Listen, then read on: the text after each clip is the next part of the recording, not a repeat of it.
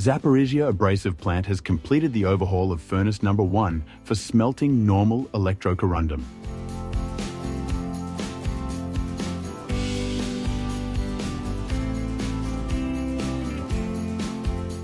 Thanks to the introduction of new technical solutions, we have modernized the automation of the loading and melting system.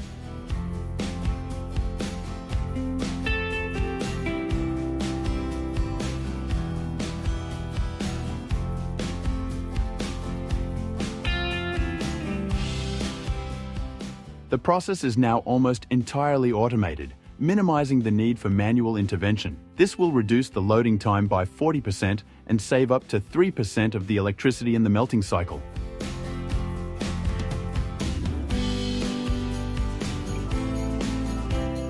We also installed modern, energy-efficient ventilation equipment from Italy, which saves electricity by 25% and reduces operating costs by tens of millions of hryvnias.